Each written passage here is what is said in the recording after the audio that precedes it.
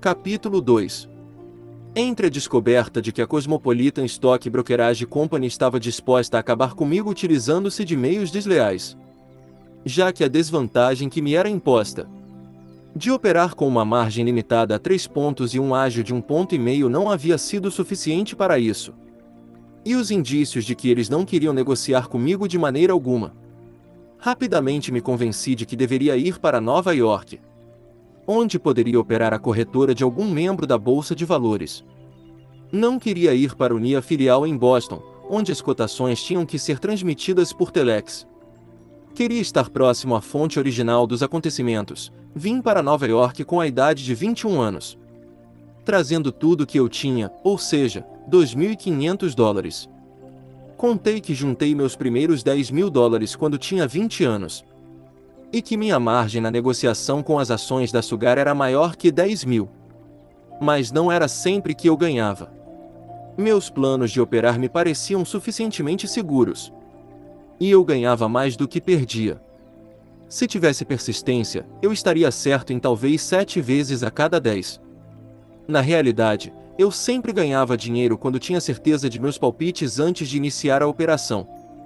O que me prejudicava era não ter inteligência suficiente para jogar apenas meu jogo, quero dizer, entrar no mercado apenas quando estivesse certo de que as condições eram favoráveis à minha operação. A hora para tudo, e eu não percebia isso naquela época. É exatamente isso que leva muitos homens de Wall Street à ruína. E estes homens, com certeza, não pertencem à principal classe de todos. Existe o tolo evidente, que repete seu erro muitas vezes em todos os lugares. Mas há o tolo de Wall Street, que pensa que tem que negociar o tempo todo.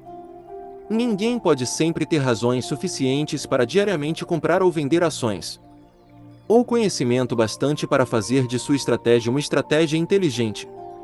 Eu provei isso sempre que analisava o movimento das cotações pela luz da experiência. Ganhava dinheiro, mas quando jogava o jogo dos tolos, tinha que perder. Eu não era uma exceção, era? Ali estava, diante dos meus olhos, o enorme painel de cotações. A máquina transmitindo os últimos preços, e as pessoas negociando e vendo seus boletos transformarem-se em lucros ou lixo. Logicamente, eu deixei que a sede de emoção sobrepujasse meu julgamento. Numa bookie shop, onde sua margem é muito reduzida, você não opera com grandes vantagens.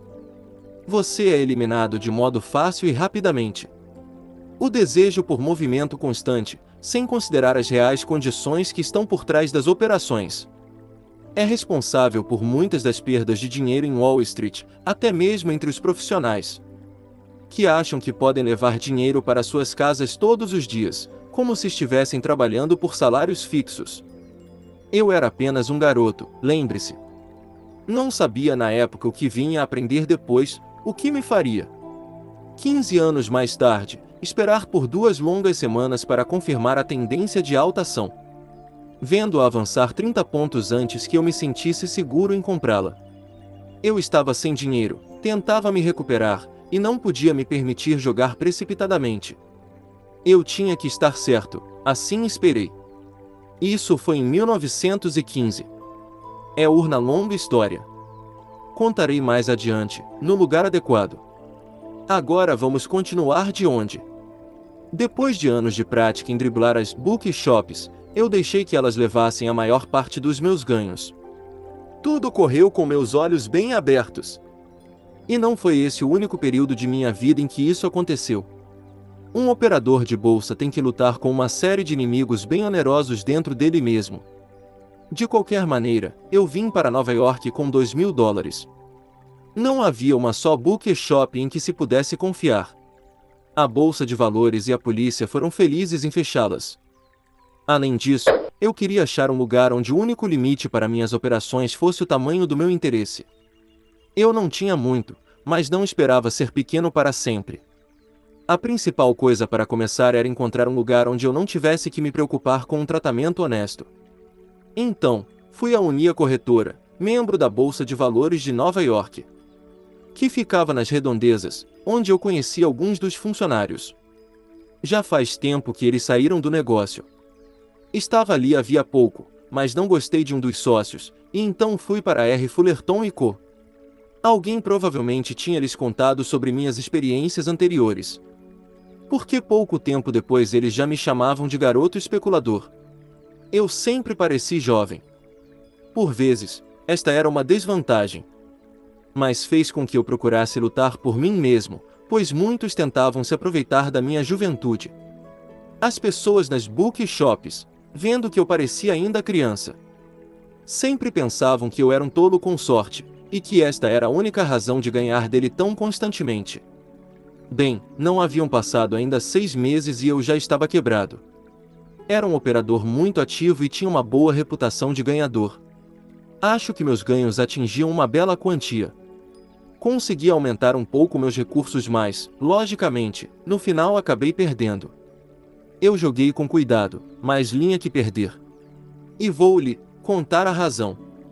Meu sucesso nas bookshops era fora do comum. Eu conseguia dominar o jogo à minha maneira somente numa bookshop, onde eu jogava baseado nas flutuações. A leitura que eu fazia da fita, exclusivamente, era responsável por isso. Quando eu comprava, ali estava o preço no painel de cotações, bem na minha frente. Mesmo antes que eu comprasse, sabia exatamente o preço que teria que pagar pela ação. E eu sempre poderia vender rapidamente. Conseguia comprar, fazer um pequeno lucro e vender imediatamente, porque eu era muito rápido nos negócios. Eu conseguia seguir de perto minha sorte, ou evitar minhas perdas em um segundo.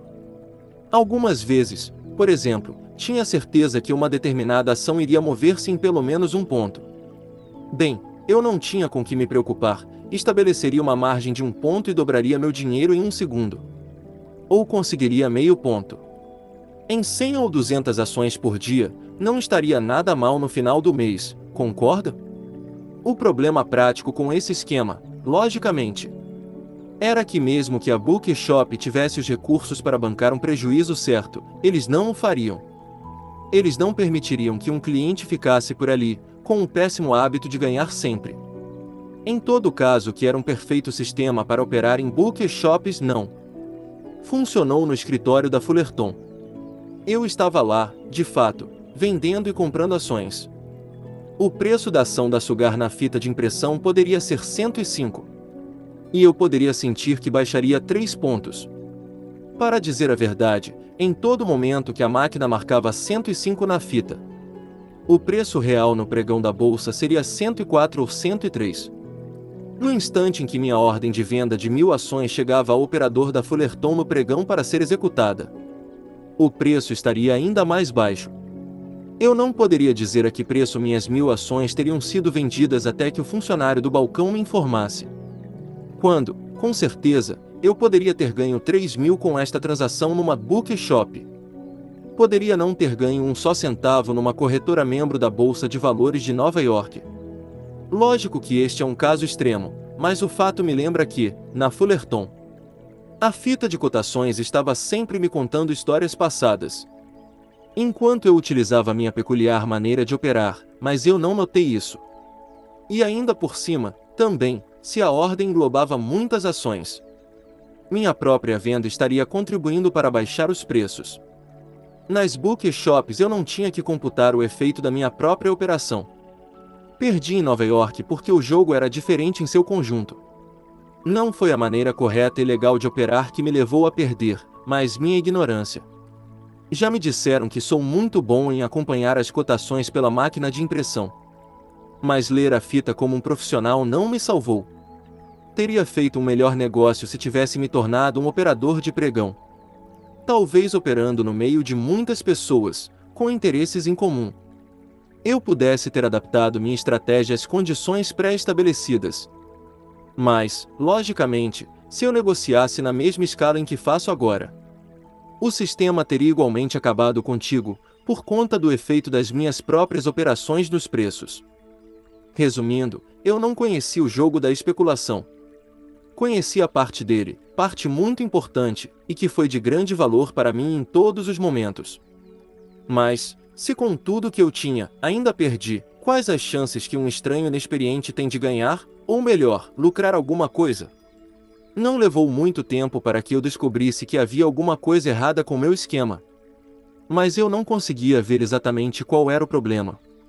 Houve vezes em que meu sistema funcionava brilhantemente, mas de repente, como uma mágica, uma após a outra as operações falhavam. Lembre-se de que eu tinha apenas 22 anos. Isso não significa que eu estava apegado a mim mesmo, a ponto de não querer saber onde estava errando, mas sim que, nesta idade, ninguém sabe muito de coisa nenhuma. As pessoas no escritório eram muito gentis comigo. Eu não podia especular da maneira que gostaria por causa de suas exigências para as margens, mas o velho A.R.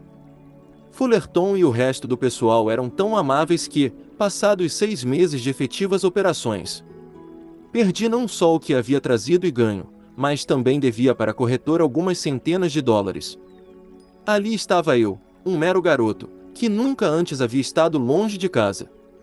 Literalmente falido, mas eu sabia que não havia nada de errado comigo, somente com meu jogo. Não sei se fui sempre honesto, mas nunca perdi a cabeça no mercado de ações. Nunca fiz alarde a respeito da fita de cotações. Ficar furioso com o mercado não leva a parte alguma. Estava tão ansioso por retomar as operações que não perdi um só momento. Fui até o velho Fullerton e lhe pedi 500 dólares emprestados. Para que? Perguntou-me. Preciso de algum dinheiro. Para que? Tomou a perguntar. Para as margens, lógico, respondi. 500 dólares, ele disse, franzindo a testa. Você sabe que eles esperam que você mantenha uma margem de 10%. E que isso quer dizer 1.000 dólares em um lote de 100 ações. Melhor que eu lhe dê um crédito. Não, eu disse, não quero um crédito aqui. Já devo algum dinheiro para o escritório. O que eu quero é que você me empreste 500 dólares, assim posso sair, conseguir algum dinheiro e voltar. E como você vai fazer isso? Perguntou o velho Fullerton. Vou operar numa bookie shop e eu respondi. Opere aqui, ele falou. Não, eu disse.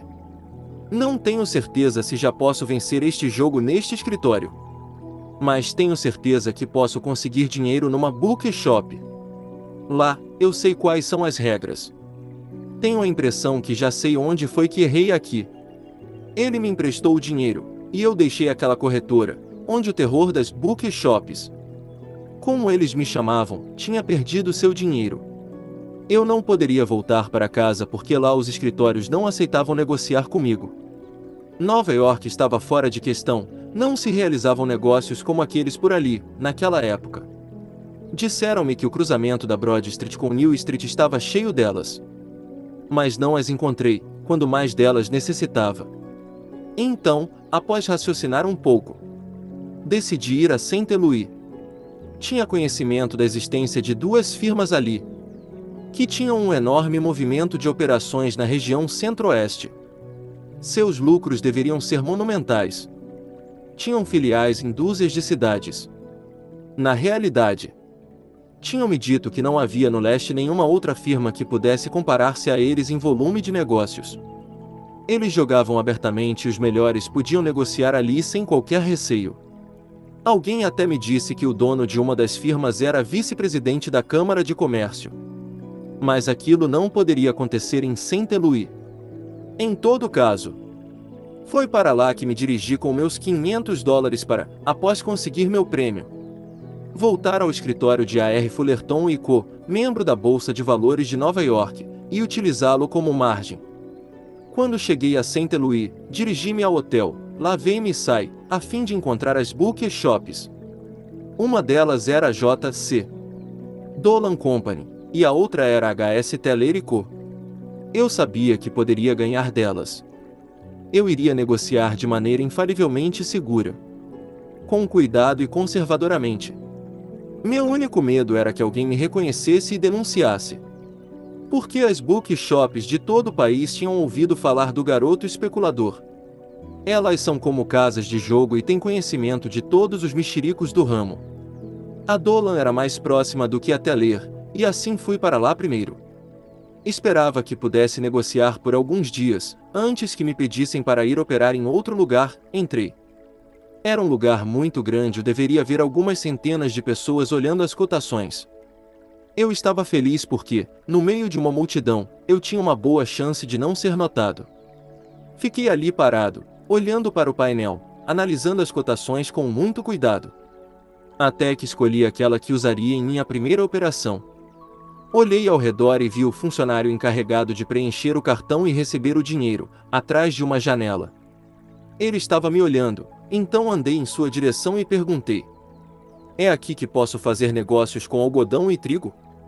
"É sim, filho", ele respondeu. "Posso comprar ações também?" "Você pode, se tiver dinheiro", ele disse. "Eu tenho algum", falei com ares de menino orgulhoso.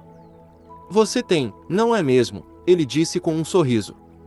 "Quantas ações posso comprar com $100? Perguntei-lhe, parecendo assustado.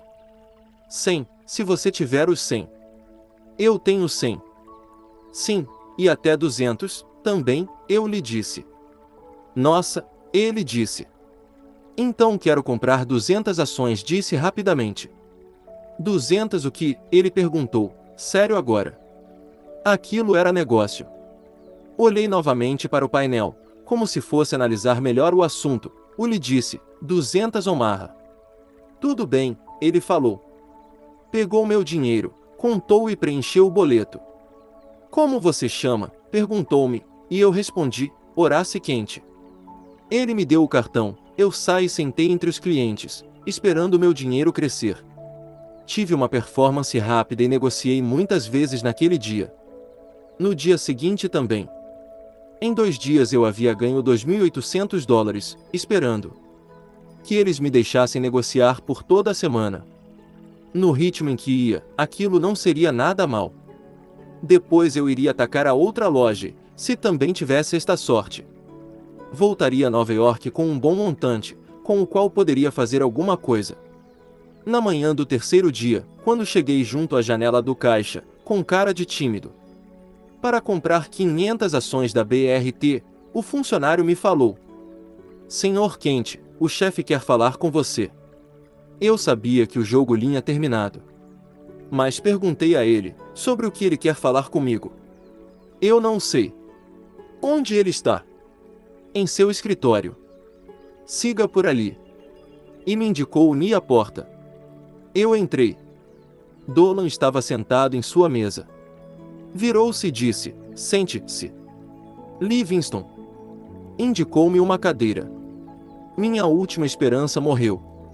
Não sei como ele descobriu quem eu era. Talvez através do registro do hotel. "Sobre o que o senhor quer falar comigo?", perguntei-lhe. "Escute, garoto. Não tenho nada contra você." "Nada." "Está compreendendo?" "Não, eu não estou entendendo", disse. Ele se levantou de sua cadeira giratória. Era um homem muito grande. Falou-me: "Vamos até ali comigo, Livingston", e dirigiu-se para a porta. Abriu-a e apontou para os clientes na sala grande. "Pode ver?", ele perguntou. "Ver o quê?" "Aqueles caras." "Dê uma olhada neles, garoto. Há 300 deles ali. 300 tolos. Eles sustentam a mim e a minha família. Entende? 300 tolos. Aí você chega. E em 2 dias ganha mais do que eu consigo tirar dos 300 em 2 semanas. Isso não é negócio, garoto, não para mim. Você pode ficar com o que já ganhou. Mas não vai levar mais nada. Não há nada mais aqui para você. Porque eu. Isso é tudo. Eu vi você chegando antes de ontem, e não gostei do seu jeito. Palavra que não. Vi que você entraria no jogo utilizando informações de maneira desonesta. Chamei aquele funcionário ali. Ele apontou para o caixa que havia preenchido o cartão com minhas operações, e lhe perguntei o que você tinha feito. E quando ele me contou, eu lhe disse: "Não gosto do jeito deste cara. Ele não é honesto." E aquele bobalhão falou: "Ponho minha mão no fogo, chefe." O nome dele é Horácio Quente e apenas um garoto achando que pode operar como gente grande. Não há nenhum problema. Bem, eu deixei que ele fizesse as coisas à sua maneira. E o imbecil me custou $2.800. Não guardo ressentimentos, meu rapaz. Mas o cofre está agora fechado para você. Veja bem. Eu comecei. Você é que vai escutar, Livingston, ele disse. Sei de tudo a seu respeito. Ganho meu dinheiro apostando no fracasso dos palpites dos bobos dos especuladores. E você não pertence a esta classe. Eu me esforço por ser um bom jogador e você pode levar o que já ganhou. Mas, fazendo mais do que isso eu estaria sendo um tolo, agora que sei quem você é, portanto, vá andando, meu filho. Deixei o escritório de Dolan com meu lucro de $2.800. O escritório da Teller era no mesmo quarteirão. Tinha descoberto que Teller era um homem muito rico, que também dirigia uma série de casas de jogo para apostas em corridas de cavalos. Decidi entrar na sua bookshop. Imaginava se não seria prudente começar moderadamente e chegar aos poucos a 1.000 ações. Ou começar como um especulador pesado, baseado no fato de que talvez não me deixassem operar por mais de um dia. Eles se tomam sensatos muito rapidamente quando estão perdendo e eu queria comprar 1.000 ações da BRT, que tinha certeza que subiriam 4 ou 5 pontos. Mas, se eles suspeitavam, ou se muitos outros clientes estivessem com posições compradas desta ação, poderiam não me deixar negociar. Cheguei à conclusão de que talvez fosse melhor dispersar meus negócios e começar com pouco.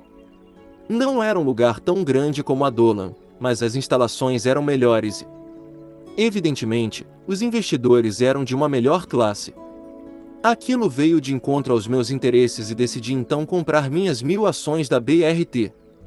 Aproximei-me da janela, no balcão destinado às apostas, e disse ao funcionário: quero comprar algumas BRT.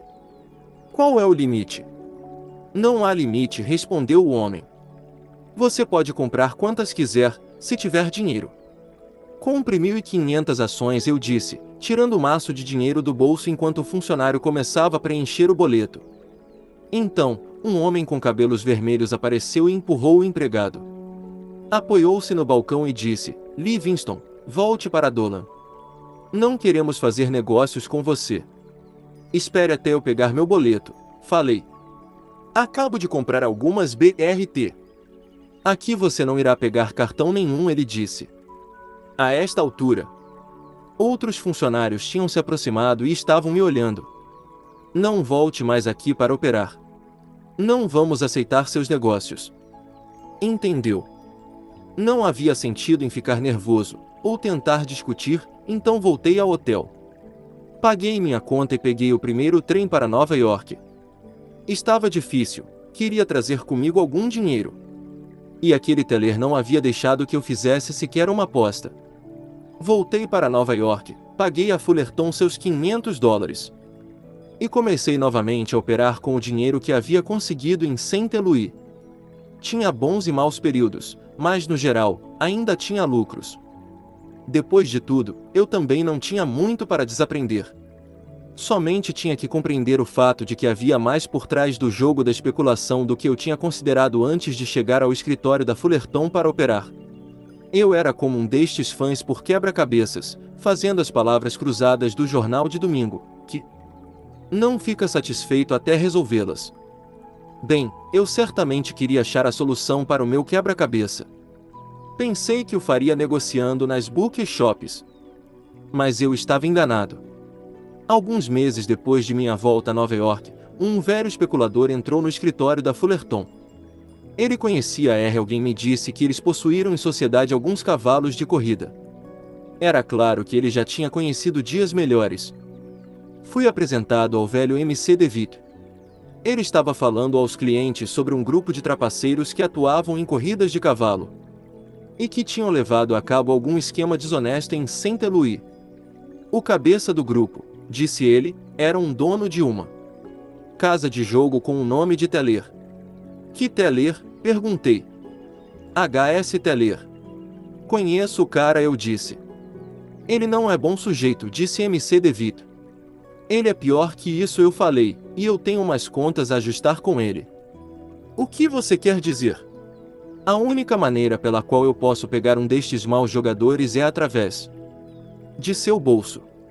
Não posso atingi-lo em Saint Louis agora, mas algum dia eu conseguirei. E contei a MC DeVitt minha história. Bem, falou o velho Mac, ele tentou estabelecer-se aqui em Nova York, mas não conseguiu, então abriu um negócio em Hoboken. O que se fala é que não há limite para os jogos e que o dinheiro movimentado faz o rochedo de Gibraltar ficar reduzido à sombra de uma pulga. Que tipo de negócio? Eu pensei que ele queria dizer urna casa de apostas em corridas de cavalo. Book Shop, falou o MC DeVitt. Você tem certeza que está aberta? Sim, muitas pessoas me falaram sobre ela. Isso é só boato, eu disse. Você pode descobrir seguramente se está funcionando, e também o quão pesado eles permitem que alguém negocie. Com certeza, filho, disse MC DeVitt. Irei eu amanhã cedo, volto e lhe conto. Foi o que ele fez. Parecia que Teller já estava atuando num grande negócio. E aceitaria qualquer um que pudesse conseguir. Era uma sexta-feira. O mercado estivera em alia durante toda a semana. Isso foi há 20 anos, lembre-se. E era certeza que os relatórios bancários do sábado iriam indicar urna grande diminuição no excesso de reservas. Isso daria desculpa convencional aos negociantes dos grandes escritórios para entrar no mercado e tentar arrancar algum dinheiro da conta das pequenas casas corretoras. Haveria as reduções usuais de preços na última meia hora de negociação, particularmente nas ações pelas quais tivesse havido maior interesse por parte do público. Estas, logicamente, também seriam as ações em que os clientes do Teller estariam comprados mais pesadamente.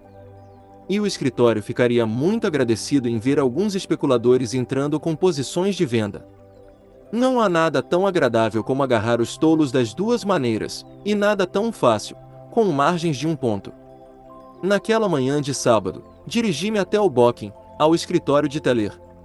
Eles tinham preparado uma grande sala para os clientes, com um painel de cotações sofisticado.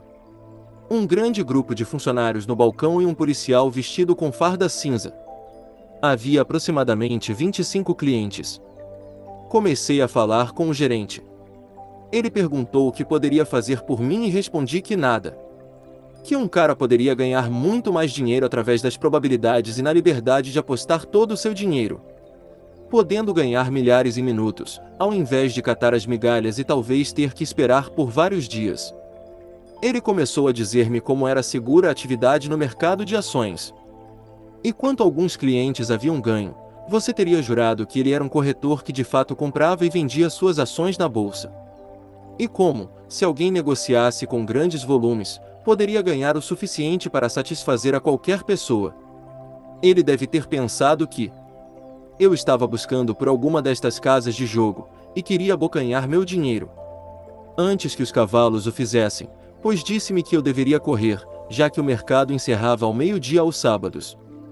Aquilo me deixaria livre para usar o resto de minha tarde com outras ocupações. Eu deveria ter um grande maço de notas para levar comigo, se pudesse escolher as ações certas.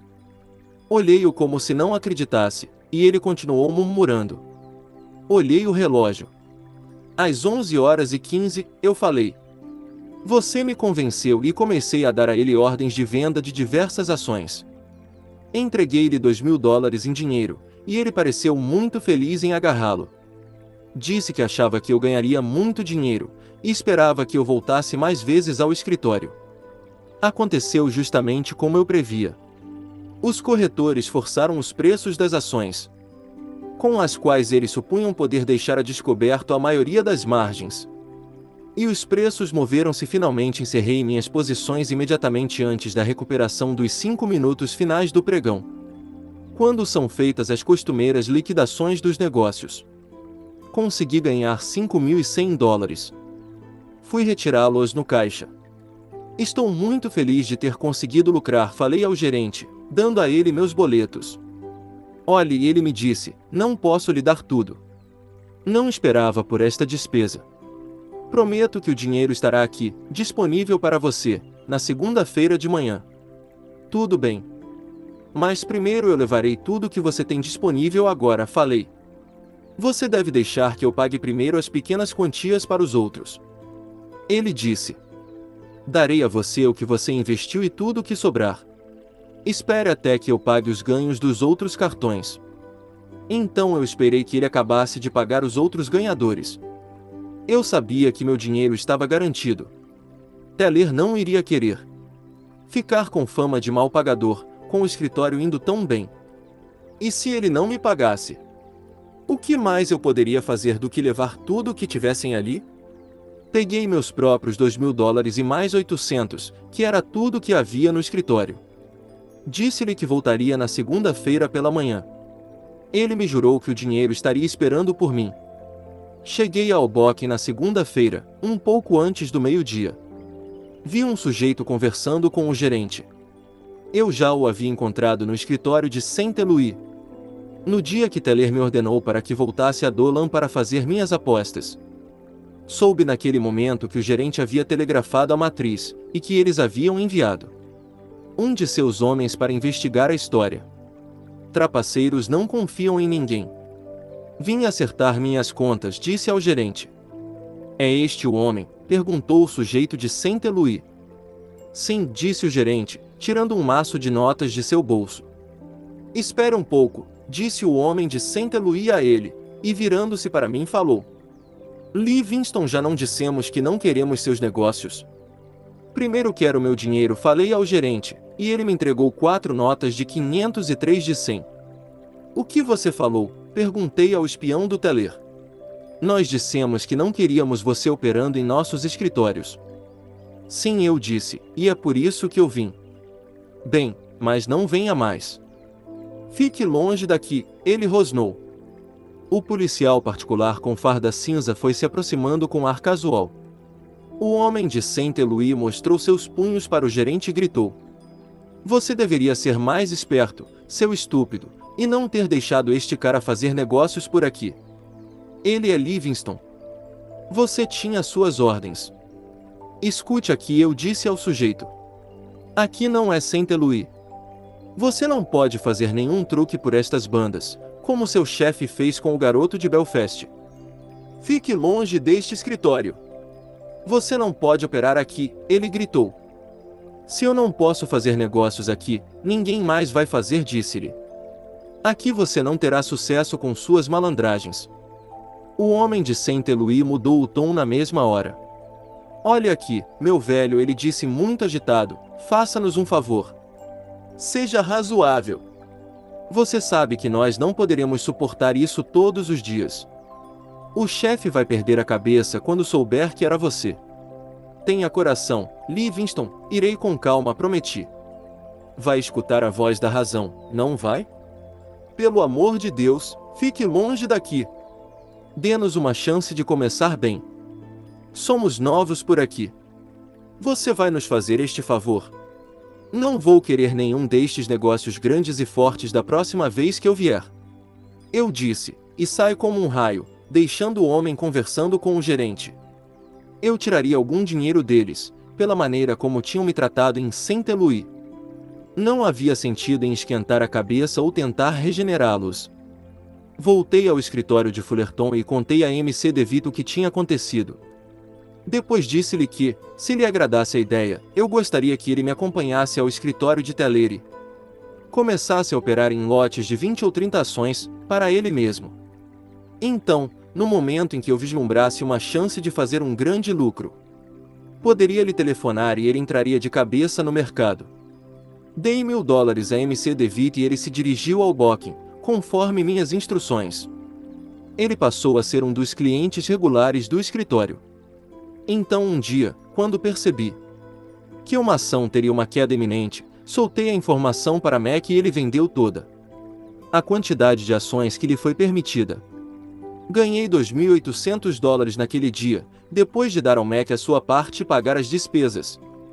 E eu ainda suspeitava que Mac tivesse feito algumas apostas por sua própria conta. Menos de um mês depois, Teller fechou o escritório em Hoboken. A polícia esteve muito ocupada com o caso. Mesmo assim, não compensou, ainda que eu somente tivesse operado ali 2 vezes. O mercado entrará numa alta incontrolável, as ações não caiam suficientemente para eliminar sequer as margens de um ponto e, logicamente, todos os clientes tinham posições compradas, ganhavam e aproveitavam os lucros para comprar novamente. Em pirâmide. As bookie shops faliram por todo o país. O jogo tinha mudado. Negociar nos antigos padrões das bookie shops tinha certamente algumas vantagens sobre a especulação feita nas corredoras de respeito. Por um lado, o fechamento automático da sua posição quando sua margem era ultrapassada era a melhor maneira de limitar suas perdas. Você não poderia sair lesado em mais dinheiro do aquele que tinha apostado. E não havia perigo de execução errada de ordens e outras coisas. Em Nova York, os escritórios nunca foram tão liberais com seus clientes como eu sabia que eram no Oeste. Aqui eles costumavam limitar os possíveis ganhos em determinadas ações em 2 pontos. Sugar, Tennessee Coal e Iron eram algumas destas ações. Não fazia diferença se elas se modificassem 10 pontos em 10 minutos. Você apenas poderia ganhar 2 pontos em um boleto. Eles calculavam que, caso contrário, o cliente estaria levando uma grande vantagem. Estaria ali para perder $1 e ganhar 10. E então havia ocasiões em que todos os escritórios, incluindo os grandes, recusavam-se a aceitar ordens de negociação para determinadas ações. Em 1900, um dia antes das eleições, quando havia a estimativa da vitória inevitável de McKinley, nenhum escritório em todo o país permitiu que seus clientes comprassem ações. A probabilidade era de que o resultado fosse de 3-1 para McKinley. Comprando ações na segunda-feira você esperaria ganhar de 3 a 6 pontos, ou mais. Um sujeito poderia apostar em Brian, comprar ações e fazer dinheiro certo. Então as bookie shops recusaram operações de compra naquele dia. Se não fosse pela recusa em aceitarem meus negócios, eu nunca teria parado com aquelas transações. E também nunca teria aprendido que havia muito mais no jogo da especulação que apostar alguns pontos nas flutuações das cotações.